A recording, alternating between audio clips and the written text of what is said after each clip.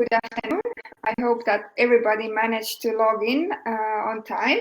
I'm Christina from 1Office, and I have Mark and Martin from EERICA here, who are also both entrepreneurs, and who will share some tips today about launching your business. How we will go from now is that first we do a short introduction and share the tips, and later on I can enable your microphones and cameras so that we can actually have a discussion, and you can share your questions and what kind of business you do, what kind of obstacles you have there, and so on. If somebody doesn't want to share the video and speak out, then you can write all your questions to our chat button, chat tab. And yeah, so let's start. I will give word to Martin, who can shortly introduce himself, who he is, what he does, and also what are his tips for starting entrepreneurs. Here you go. Hello, my name is Martin. I'm a born Danish person, and I immigrated to Berlin for 11 years ago. And what is it, maybe 5 years ago, 4 or 5 years ago, I became an e-resident and started a company. And then 2 years ago, I started a second company that I'm now going to merge back into the first one.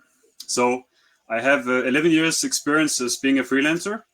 And now I'm at a point where I have a scalable team that with the one employee, but up to a team of 30 people.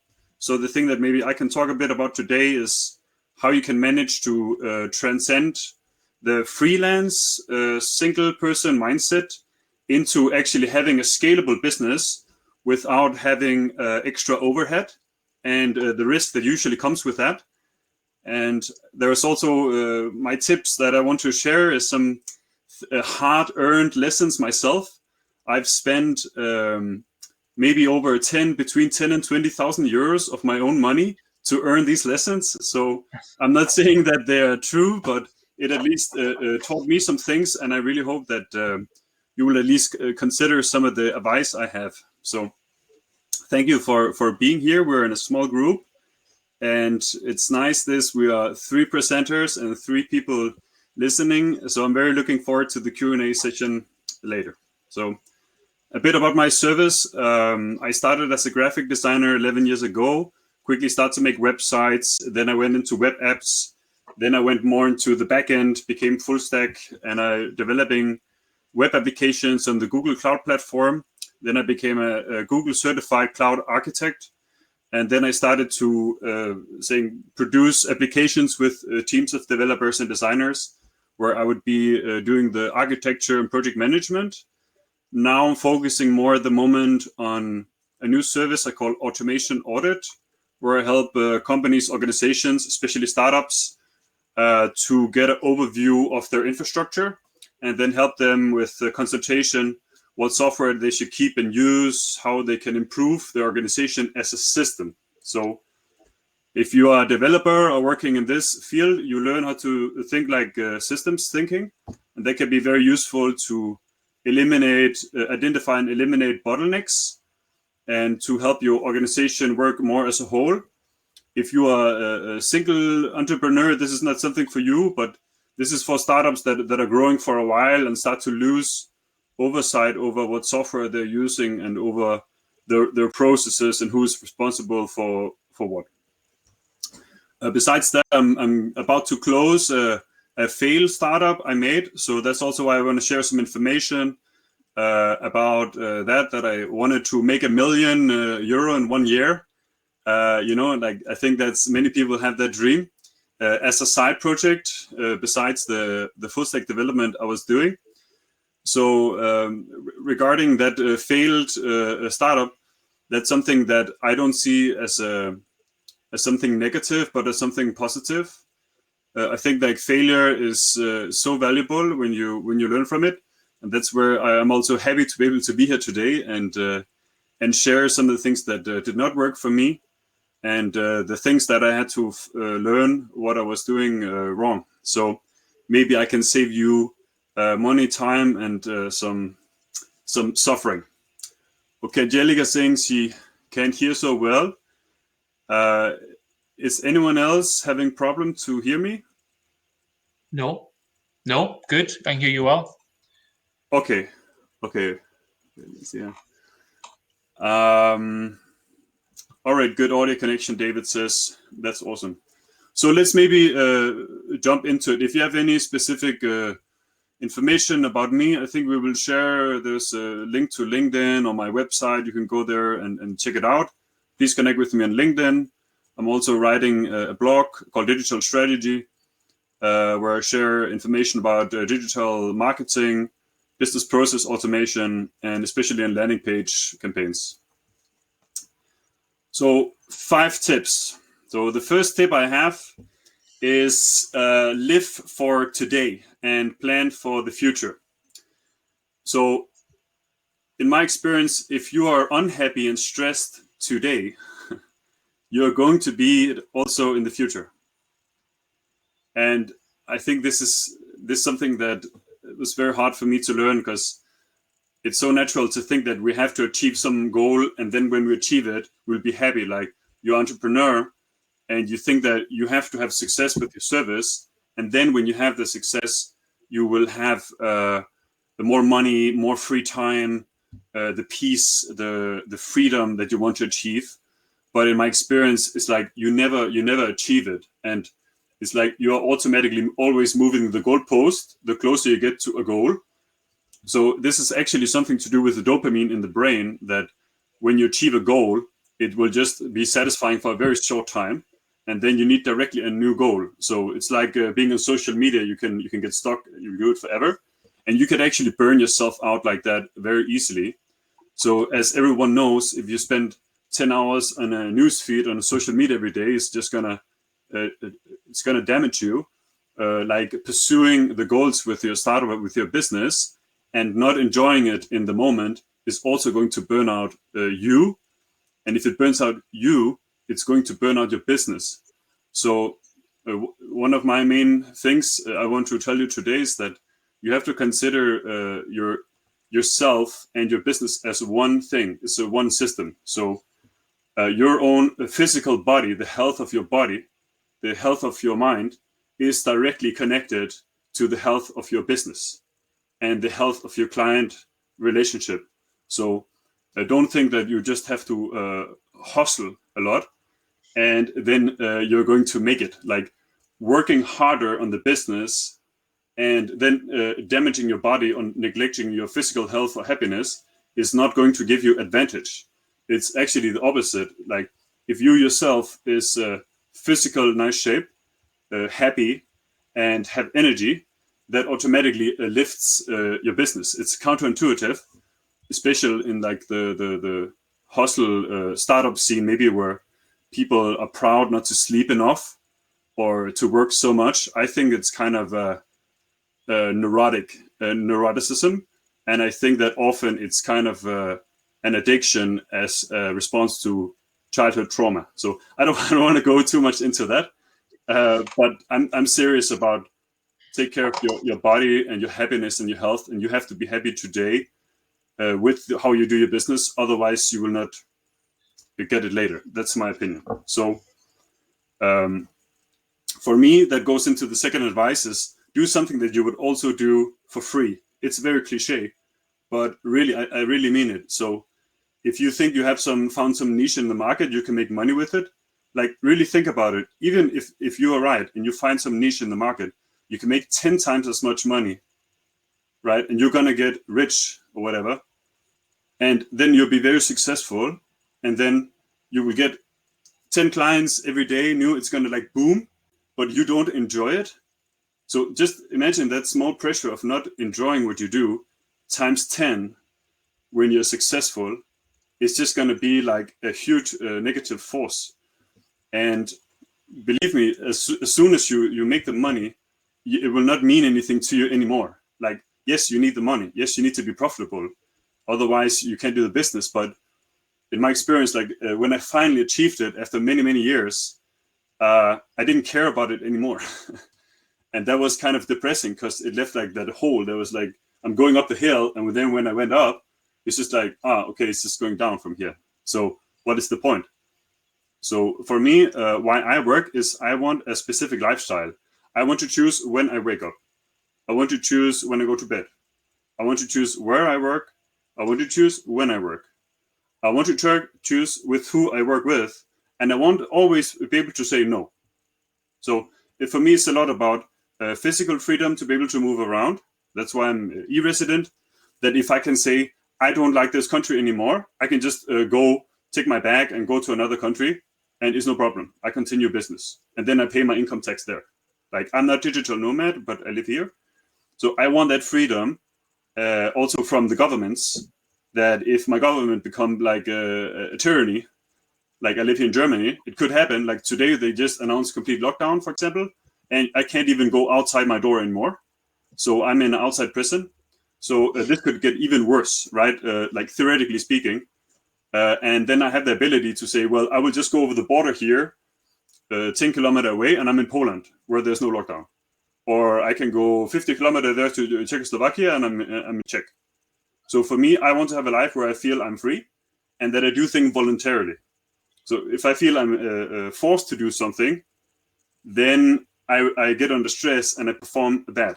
So second advice, do something that you actually enjoy doing it, because then you will automatically, the more work you get, the more you're going to enjoy doing it. And you're going to have that passion that your competition don't have. And people feel that. So people want to work with a passionate person. They don't want to work with someone that's really good at selling themselves, at least in the long run. So really try to find something. If usually you just have to be interested in it, and that's enough to develop passion. This also comes back to my third advice, which is to be, I don't know if this is the right way to express it, but to be jealous with your time. So like, be like a jealous boyfriend or girlfriend, and you're in a relationship with your time.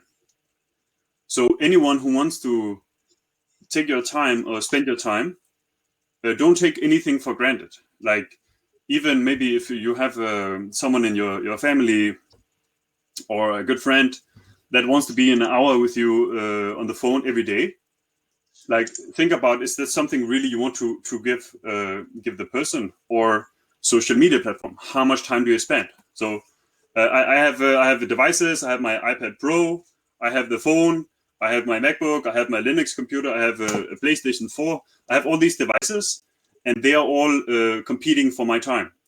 And I have social media accounts on the different channels. They are all like actually manipulating my brain with the content, and they show me a photo with a girl with the big boobs, so I can click on it and, oh, who's this? And they find out someone I have contact with in the past. It's very scary, like the kind of manipulation that's going on with social media today. So be very, very jealous with your time, and be very paranoid, especially if you go on a free platform like Facebook, Twitter, Instagram. They're not there to inform you or help you. And it really damages your mind, and you're able to pay attention. So my advice would be to be very aware of it. Like this summer, I was spending too much time playing a game called Risk. And I was playing, and I became like master in the game in the end, like in the top 1%.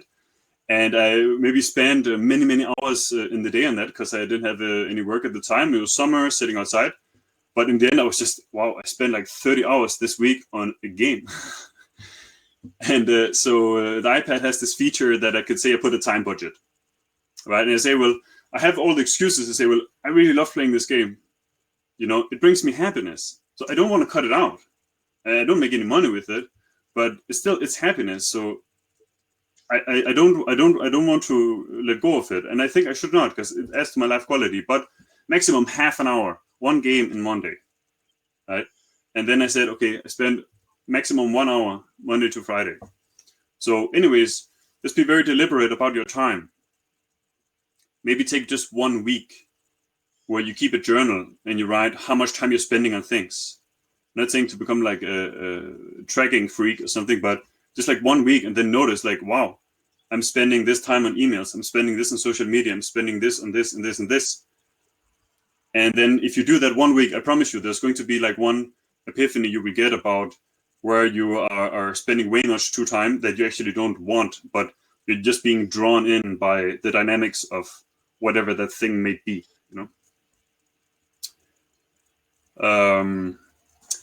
So my fourth tip is, I think maybe the one that's most important for me. I think that's the one that would make the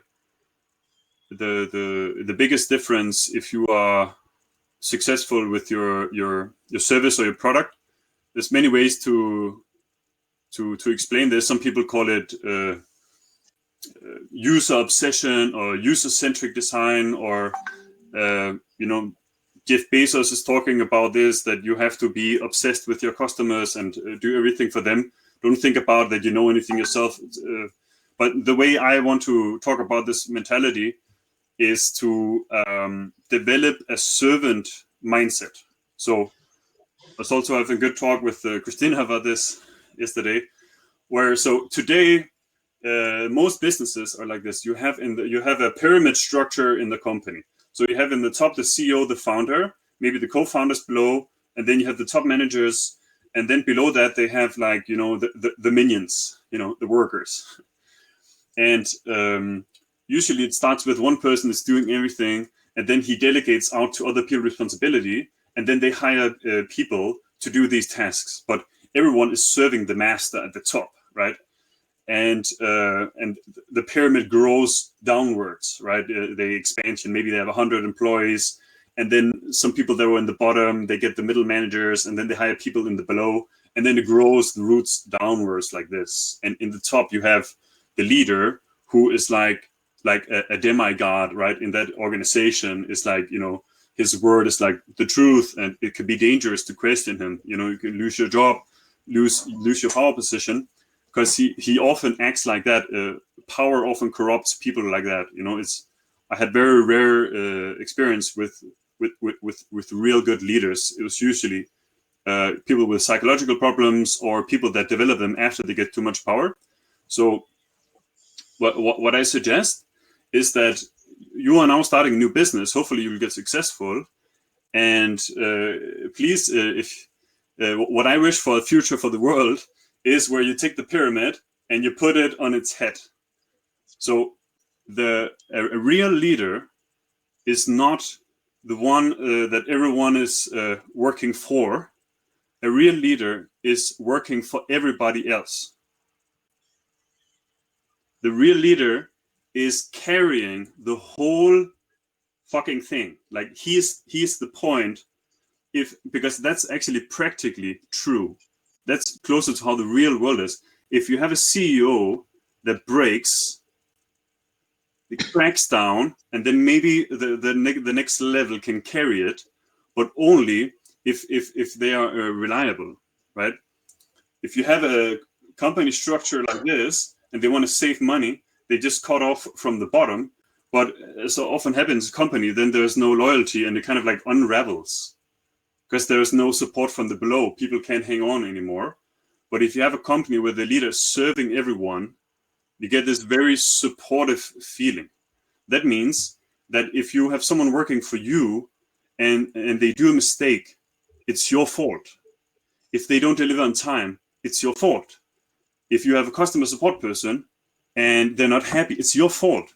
If there's bug in the software and you don't know how to write software, it's your fault. Like, take responsibility for everything. Just get used to it. If you don't do it, you're going to get very stressed and very annoyed, and you're going to be like a tyrant in the end, because you're going to demand people to take responsibility for something. It's much better you take the fault for everything, have no expectations, but be like you say, be understanding and caring, and think, okay, I failed as a leader, or I failed in the training, or, if you take full responsibility, there's also not going to be things that get lost on the floor. People will trust to ask you for advice, ask for training, ask how to get to know, how to learn more. So that's maybe the biggest thing I really want to recommend, to have a servant mindset. Also, your clients will love this. Like, they will feel that you really care and you take full responsibility. Like, so if I have a bug on the website and I have a team working on that, well, I don't just say, oh yeah, the team fucked up, I will fire him. Like, I used to be like that, but it didn't really help. So now I just say, okay, let me try to see if I can fix it. I take responsibility for it. Okay, give me the login, and then if I fix it or if not, that's the way I think you should do the business. You will also get less stressed because if you take responsibility, you feel things is more in your control. But then now this comes to another point. If you take all the responsibility on you, you have to be able to scale your business to take on that pressure if it becomes too large and if you have too much work, too many projects. So what I do is I have a strategic partner in India called Seedless Web Technologies. I went there for a month. We have a partnership for 2 years doing some several projects together, websites, web apps, landing pages, online campaigns. And I went a month to Ahmedabad in the spring to create teams for the specific kind of projects that I would usually have. And then I trained them to the way of working that I would usually do things. So if you want to get ready to scale, write down all the different roles that you take on as running your business. You're going to be like the social media manager, you're going to be a developer, designer, and whatever. And then you can see what is the value of these different roles. Where is my superpowers? So for me, there's like a software architecture, consulting, strategy sessions, or discovery sessions with clients. That's the thing that I can't outsource. So I have to do that. But developing, designing, stuff like that, I can have someone else doing that.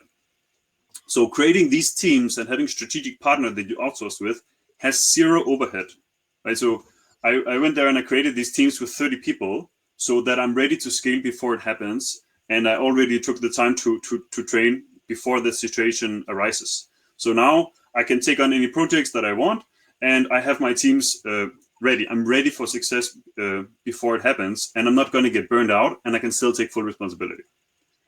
So the very last tip, because it's running out of time, is make a strong daily routine, because the habits that you have on a daily basis is really what is going to define the results you see in the long term. It's not that you have a short sprint and you do something. It's more like your lifestyle. So if you I would recommend every day, do something nice for your body, do a little exercise, whatever you can manage, do something nice for your mind, read, meditation, like just sit and stare into the forest or have some quiet time, whatever you feel is something good for you, whatever you need.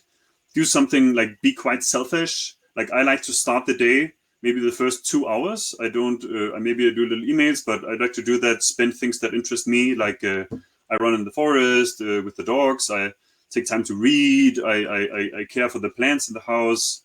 And I play music, just like 10 minutes every day, just to make sure that I don't lose my hobbies, because I neglected that before, and I almost burned myself out just in 1 year by saying just work and make the money and become the millionaire.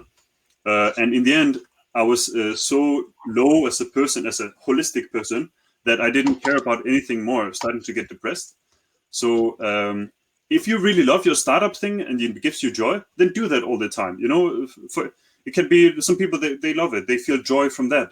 Then it's awesome, But I was developing software and like some backend stuff that I was not so passionate about. So I needed even more to have things that made me happy. Take time to play games or things that are not so serious and about business.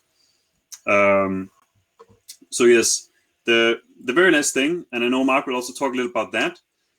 That is about mentorship.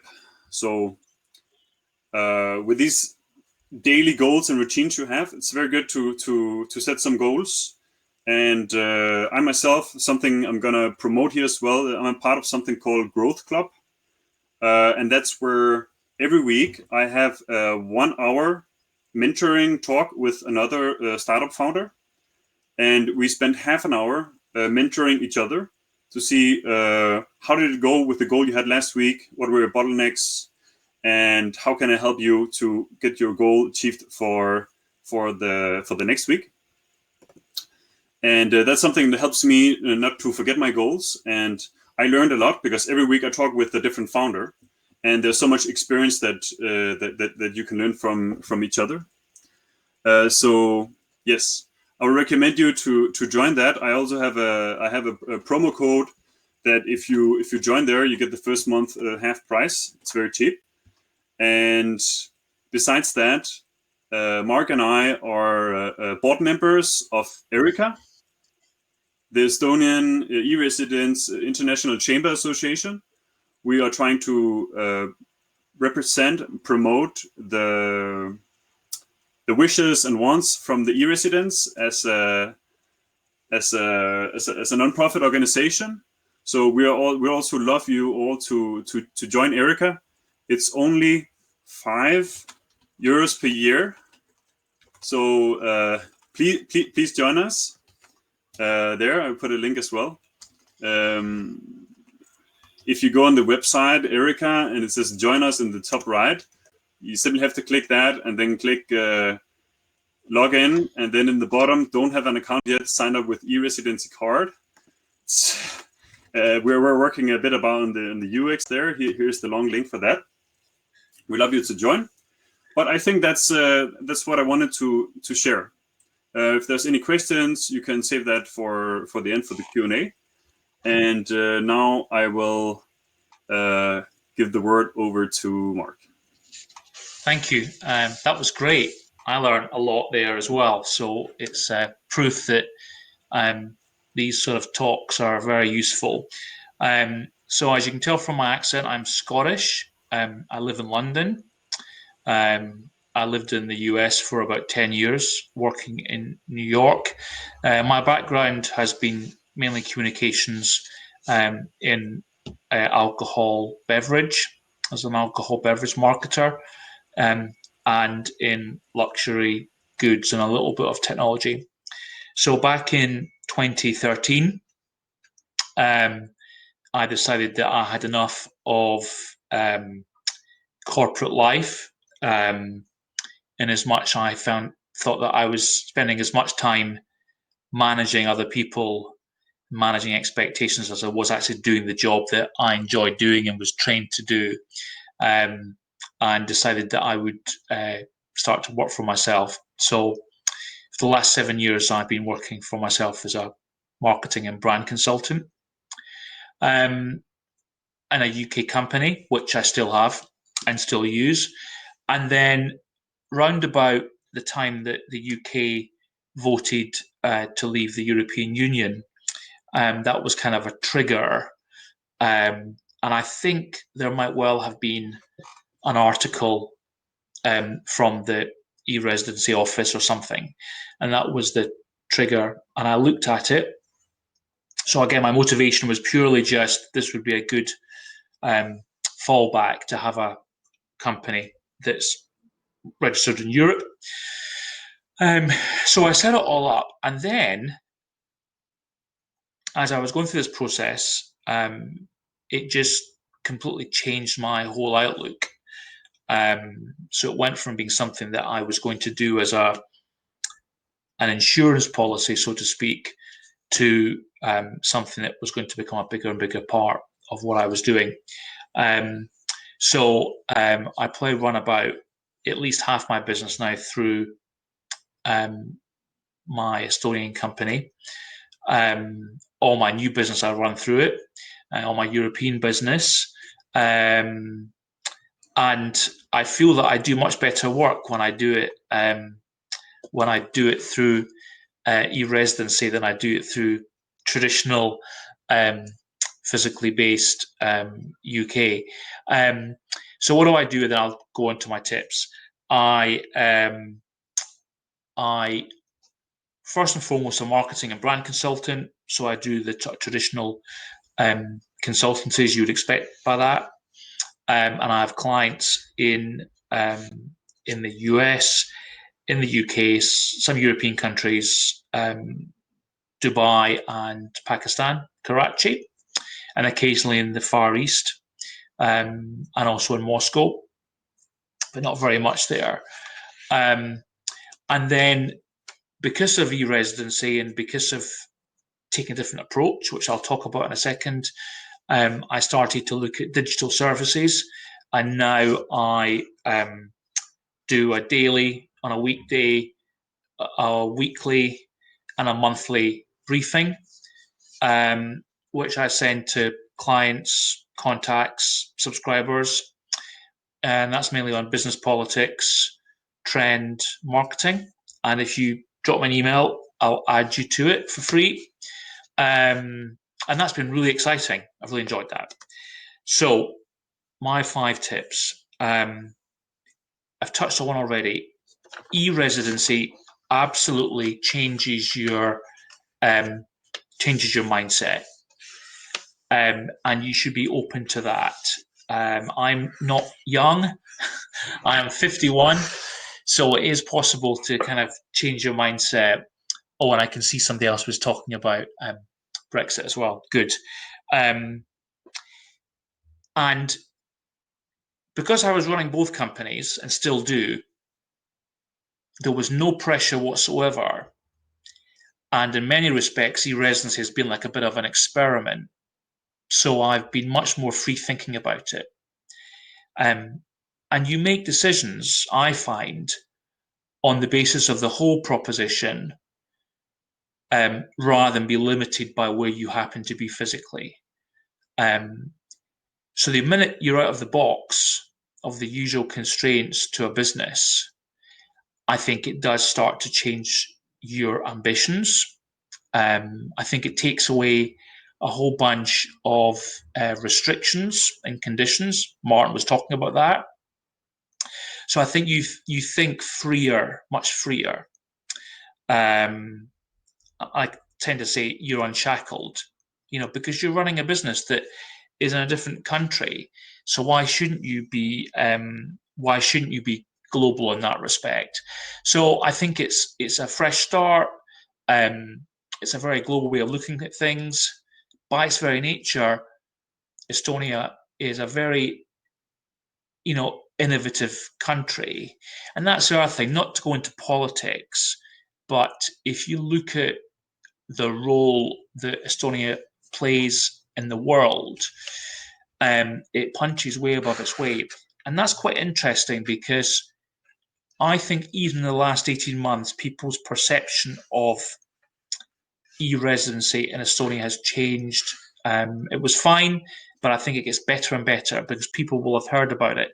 And that's quite one of the useful aspects of the pandemic because people have understand nomadic businesses, understand e-residency, which is great. So you don't have to explain to yourself.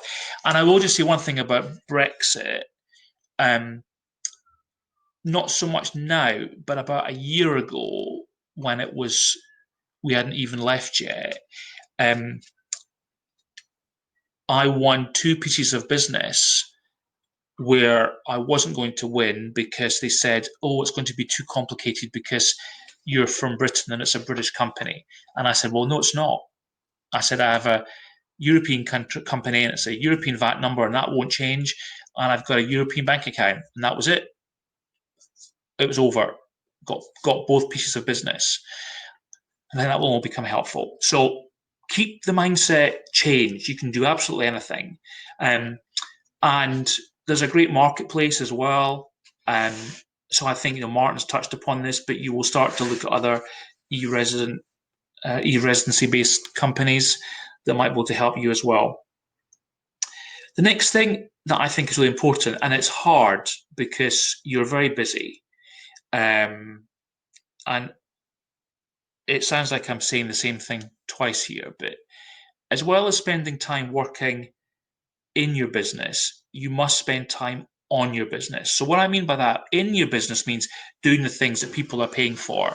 So for me, it's my advice or it's content or writing. For Martin, it is, his development work, his design skills. And when you're working on your own or on a very small team, when you're not doing that, you're not earning. So the temptation is you do as much of that as possible. Do that, and over time your business will suffer and you won't have you won't have an enjoyable time either. So you have to take a step back from your business. And I think doing that at least once a week, Oh, I saw a question from David there, but I'll answer that at the end. at least once a week, I will look at my business, and it kind of ties into my third and fourth points, that I will look at my goals, I'll look at my roadmap, I'll make decisions about what's working and what's not working and what I want to be doing in 3 months, 6 months, a year's time. That's really important. Otherwise, you will waken up one day and realize that you're not enjoying what you're doing, or you're doing the wrong thing, or the marketplace has moved on. What Martin was saying about things like Growth Club, that's really important. Again, and the pandemic has reinforced this, it's very easy to be quite insular and to kind of work in your little world. You need to be exposed to the competition, to thought leaders, and you will get that through things like Growth Club and EERICA as well, which is great. So spend time to work on your business. And as I say, it's fun. And if you can find somebody to talk it over with, that's always good as well. So set those goals. Goals are really important, even when you miss them. Because sometimes you'll set a goal, you won't hit it, and you realize it was just a silly goal. But at the time, it felt relevant. So constantly look to see you've got the right goals, and then set the goals. And then also, if something isn't working, and I'm guilty of this, guess what? Sometimes just spending more time on it is not going to make it work. So if you say, right, if this hasn't turned around in 6 months' time, I'll stop doing it. When you get the 6 months' time, stop doing it. But you have to write that down to make sure you do it. Otherwise, it will just drift on and on and on. And I've done that even with things like subscriptions or things I was paying money on. And I realized, well, if you'd made that decision 6 months ago when you said you were going to make it, but you let it drift, you wouldn't have spent €400, which, let's be honest, is a flight somewhere and a long weekend and a nice destination. So goals are really important. The other thing is, you've got to share your story and your successes all the time. So, use the platforms that are available for you. I rarely go looking for new business. New business will find me. Now, that sounds very passive, but I spend a lot of time and energy putting content out there. So Martin was talking about that. He blogs, and I blog, and I use LinkedIn. And LinkedIn is not about setting up a profile, then leaving it, and then going back a year later and tweaking it. You don't be spamming people, but if you've got a viewpoint, put it up there. That's really important. And I'll tell you why. Often you will find that people will get in touch with you, not because what you have written, just because you have written, and it's reminded them that you exist. Now that sounds crazy, but people are busy, so they forget who they know, they forget what you do, and if all of a sudden when they're wrestling with a problem, your name pops up, it's like, I think Martin can help me with this, and before you know it, you've got a piece of business. That's really, really important. You're not an island, so keep on doing that. And again, I think eResidency fosters that. And then the last point really is about mentorship, and Martin did a good job on this one. It doesn't matter how old you are, or how experienced you are, or how young you are, or how inexperienced you are. Both groups of people have got something to give and something to take. So you can teach and you can learn. And that's really, really important.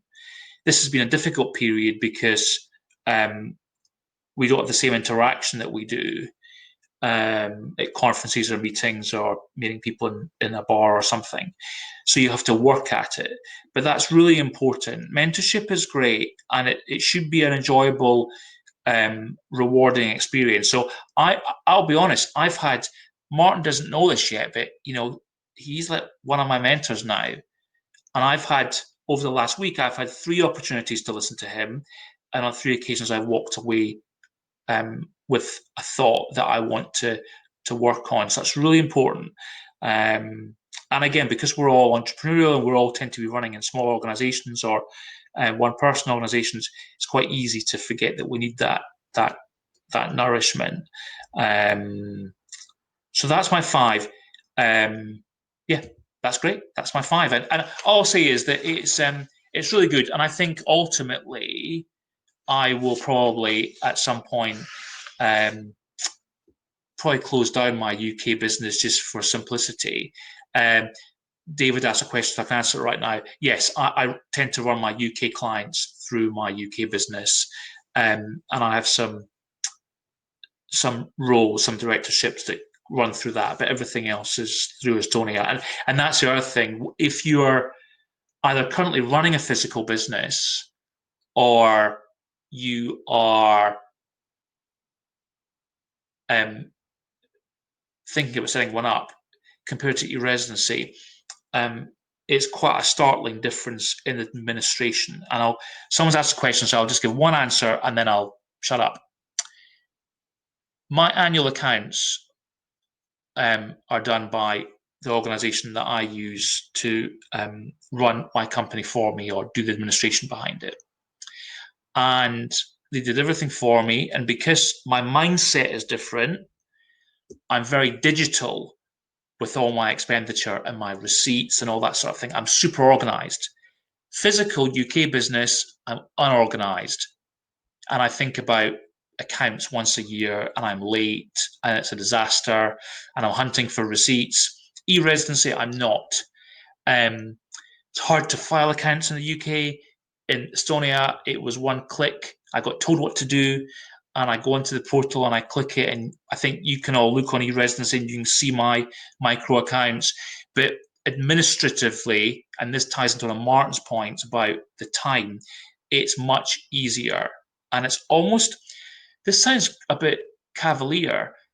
I feel that the administration that I do for my Estonian business has got a bit of gamification to it. So it's kind of fun to do it. And the stuff in the UK is not fun. But it's the same stuff, but go figure. I'm done. That's me. Okay, thanks, Mark. And I'm also very glad that you. I often have the problem that I talk too much and people don't care about what I'm talking about because they are not entrepreneurs or they don't care about making their own business or something. So it's also this thing about doing mentoring. Like I'm always looking forward to the monthly EERICA board meetings that we have or the weekly growth club meetings that I'm attending, because if you are making your own business, you're probably quite passionate about making your own business and no one else cares, right? That's also one thing I had to learn very hard, is that I'm like a nerd when it came to development. I'm learning things all the time because I have to be like, you know, to be the expert, to be a specialist. And after you're doing this for 5-10 years, you're going to know so much stuff that you even see the world in a different way. And people will maybe have like, you lose connection to ordinary people that see the world in their way. So if you're talking about something and you think it's obvious, they don't get it anymore. So I need these mentoring talks one-on-one to be able to just say whatever I want for half an hour and the other person is listening very attentively and really can help me. For example, I quit a startup idea after talking with this one guy. I talked with this one guy that has so much experience, and he just gave me the hard questions about my business model and about my value propositions. And afterwards I was like, whoa, okay, I've been working on this for like a year and this guy's right. Like I should just pull out of the market right now. And I didn't have anyone to give me that feedback. You know, first of all, no one really wants to hear about it. So usually I just don't talk about it when I'm with social people or family or something. I don't talk about my business. So Mark is right. You need that. You have something to share, and you also need some advice. And then about this, I also, Mark, I want to follow up on something else you said about the social media. So this is really low-level task. It's not so valuable to go and post something on social media. Like it can be valuable, the outcome, but the work of posting every day something is not valuable. Anyone can do it. That's what I mean. So make sure you automate that. There's a lot of tools to do automation. You can use something called buffer.com to post for your post automatically up front.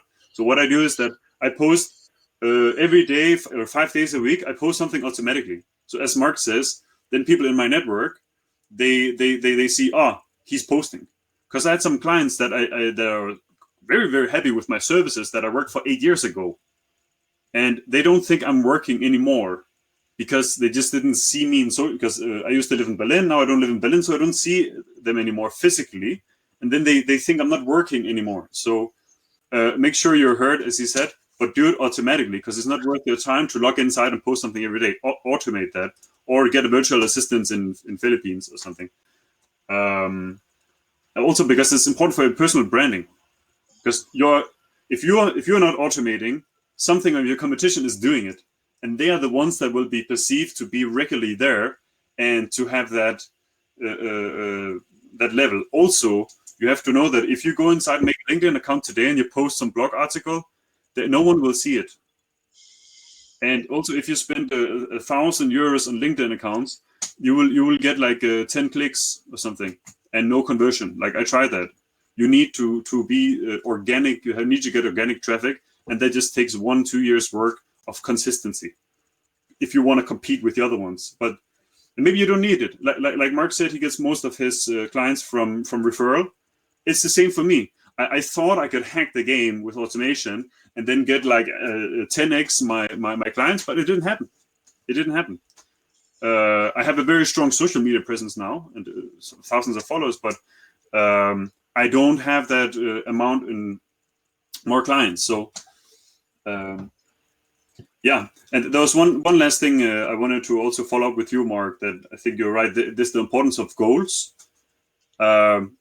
Daily goals, as I talked about, maybe weekly goals, and something like Growth Club, that someone is actually following you up. They also have some Slack bot that then will remind you.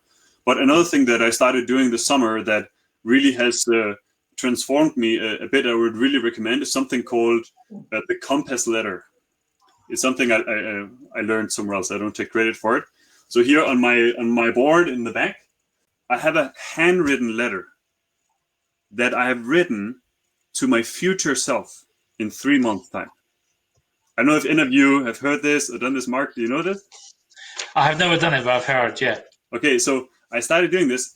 It has to be handwritten. I say, "Dear Martin, like, I hope you're doing well. Now it's February, and I hope that the lockdown has ended.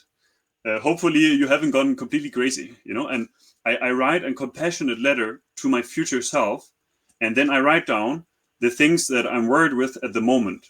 Like, what are the struggles I have right now? How have things evolved since my last Compass letter? So I start by reading the Compass letter that's saying, okay, you're pursuing this business model now. If this doesn't become something, like Mark said, if you don't achieve that goal, then I said, then quit it. So before I would be more patient. I would wait half a year before I scrap a project. Now I try to be a little more hardcore and say 3 months or something, and then I cut it off. Because I'm an e-resident. I can change my business model every 3 months, and I don't have to tell anyone about it. If you didn't know this, with e-residency, you can have 5 different business models, and you don't have to tell anyone about it. So you just write an invoice. So I saying, okay, consultation, 1 invoice. Next month, web design. Next month, whatever you're doing. And then at the end of the year, they will go through all your accounting, all your invoices, and they think, he's doing this, so he's making the most money with this, so that's his business model. And it's flexible like that. That's amazing. Do you know how competitive you are compared to everyone else? That you can just change your business model right now, and you don't have to tell anyone about it, and it's illegal. You don't need to ask for permission. Of course, there's like some things are illegal to do, right? So you can I don't think you can do everything with e-residency, but still that competitiveness and to be global is amazing. So if you take advantage of that, you're already the species in the nature that survive are not the strongest. It's the ones that are the most adaptable. And it's the same in business. So you have a huge opportunity to be successful and survive if you are nimble. than if you are set in stone. Anyway, so this compass letter, I really recommend that as well. Write a letter to yourself in 3 months, maybe do it today after the meeting, and saying what you wanted to achieve, what is a goal, and if this is not, then what am I going to do? And I tell you, also write about what makes you happy, what is your hopes, what is your fears, what makes you angry now, and so on. And when you read it in 3 months, it's like a psychedelic experience. You're like, whoa, you kind of like feel how it was to be you in the past. And you're like, wow, I have evolved now my mind. Like it's maybe like if someone writes a diary. I don't do that, but I think maybe it's some similar experience that. But with 3 months, you feel like, whoa, something shifted. This is not important for me anymore. Or, oh yeah, this is what my goal was, and now I have to take action. And then then you write the next compass letter for the next 3 months. So, anyways, I'm going to start talking about that. But. So thank you for both of you for the tips. It was quite useful, very interesting to hear. And Renko has a question. I think Mark already partially answered it, but Renko is asking, sorry about my dog, how does e-residency make administrative easier? I'm sorry. So I will show the dog as well later on. How does e-residency make administrative easier so you can spend more time running your business, or has it really make it more complex? Having a business in Estonia and personal taxation elsewhere. So it's a good question. So how have you actually solved this taxation issue, having one in one place, the other in the other place? Yeah, it's so firstly, the actual running of the company and the administrative aspect of e-residency I found to be really, really easy. When I take money out of my business and it comes into the UK, it's just income. So if I pay myself, I just account for that taxation when I do my UK tax return. I don't do anything complicated such as cross-invoicing between companies at all. So I've tried to keep my money and expenses in Estonia, but when I do take money out, it's just recognised as income. It's personal income when it comes into the UK, and it's accounted for in that way. So it's really quite simple. Yeah,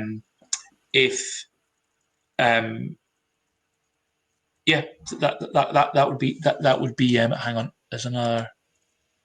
Yeah, that's fine. Yeah, so it's relatively easy. It's very easy, just like having another income stream. And the admin side of it is great. I will. Funny story. I remember, I'm sure all the sort of companies that help the residents, it depends on your service level, but even on things like VAT, all done very, very smartly, and everybody talks to each other. Oh, I'll give you a crazy example. This is a fun example that shows you what Estonia is like. So I decided, although now Stripe is an option, but because I was doing a subscription service which required recurring monthly payments, PayPal was my only option, which was great. And subscribers are very happy to use PayPal. But there was one issue, and for certain countries, you have to have the telephone number of the country that you happen to be in, which was easy. And it was all down to two-factor authentication. So there was ways around it, but one of the simplest ways of doing it was to have an Estonian telephone number. So I was going to Estonia anyway, and I thought, right, I'll just pick up a little, oh, it's not here, it was close by, a little burner phone, a little dual SIM phone. So I got off the plane. I think I got off the plane at 12:20 in the afternoon on a Saturday. And I got to my hotel and I went to the telephone shop and I was back in my hotel by about 1 o'clock. So 40 minutes yet from the airport to my hotel to the shop. The shop is what I want to tell you about. So I walked in and I said, I want to get the cheapest phone that you have and a pay-as-you-go, a plan, a €10 plan or something, so I can get text messages when I'm throughout Europe. So she was doing all that for me. And then I must have said something. Oh, by the way, if you've not been to Estonia, everybody speaks perfect English, better than me. And I must have said something about business. And she went, do you have a business here? And I said, yes, I do. She went, what's your business called? So I told her, and she just logs on and goes, oh, here's everything here. So I walked out the store without paying anything, and I got a bill emailed to me 3 weeks later. So it's very joined up. Everybody talks to each other. It's the same with banking. It's all very secure, high probity. And those of you who are from the UK is not behind when it comes to these things, but it's miles behind compared to Estonia. So it is not an administrative hassle at all, and all very clear cut. And as I say, the companies that are there to help you are expert in this and good with advice. But it is easy. It's not difficult at all, and really, it's made me realise how much better it is than more traditional country-based approach. Yeah, and also like of course, if you have your own company, you don't have a service provider. If you create your own company by yourself and you're VAT compliant, you have to provide documentation each week. But like for me, one of the reasons why I wanted to be e-resident was to have a service provider, because it was so cheap to have a company that has an app that takes care of accounting for me, instead of having to have an accountant and a tax advisor and all these separate in the country. Is like much cheaper actually. So about the ease of accounting. So there's many different service providers, right? As you know, Christina's from 1Office. There's also other ones. Each one depends to your business model. So if you have drop shipping or e-commerce, like I know 1Office takes that, but there's other service providers who don't support that. Then if you want to have a holding company, you have to go to Silverhunt. So there's like different ones. If you're just getting started, you have very simple business, maybe it's cheaper to go to solo or something like that. So you have to look at your business model and where you're growing to before you find it.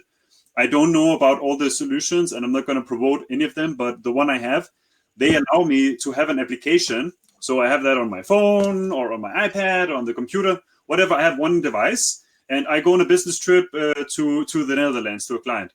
So, and then I just make a photo of the invoice that I have. So I buy a ticket, beep, and then I make a photo of the invoice, and then I can just use that photo, upload that to the app, and I can throw away the paper. I have no paper. You understand? I have no paper laying around, nothing. And also, even they support that I can automatically forward invoices that I get to my email to an email they have, and then they automatically do the accounting for me. So if you have the invoices from the same vendors every month, you can set up a forwarding filter in Gmail or whatever you're using to send that to them, and then they do it for you. So I spend around 5 to 15 minutes per month for all my administrative work. And then once a year, I spend 5 minutes to give my income report. I just like skim through it because I trust that they're using. I just look through it. Okay, fine. Give my digital signature. That's it. And that used to be something that was really a pain in the ass. So yes, administrative, it's easier. With income, you have to give you probably have to give an income tax report anyway, right? So yes, it's complicated if you don't know. That depends how you pay yourself out. You can pay yourself out as a salary, as an employee. You can pay yourself out in dividends. You can pay yourself out as a board member salary. So yes, if you pay yourself out in all three, yeah, it's going to be complicated, right? Because there are 3 different taxations. But if you only pay yourself out as an employee, then you have to pay 0 taxes in Estonia, but you have to pay all the taxes where you live. If you pay out your dividends, you have to pay your dividends in Estonia, And then depending on the double taxation agreement with the country where you live, you have to pay another part of the tax in your country where you live. So I think it's like 20% taxes on dividends in Estonia for a person. If you live in a country that tax 25% of in Estonia and they have a double taxation agreement, you're going to then pay 5% in the country where you live. And then board member salary, okay, that depends on the rules. So yes, it's complicated. I hear many people say it's complicated. It's complicated until you know the law. And then just find out what the best solution is for you, and then follow that. It's complicated until you haven't decided what you do. So if you are all over the place, then of course there are so many rules you have to take into consideration, and this makes it difficult. But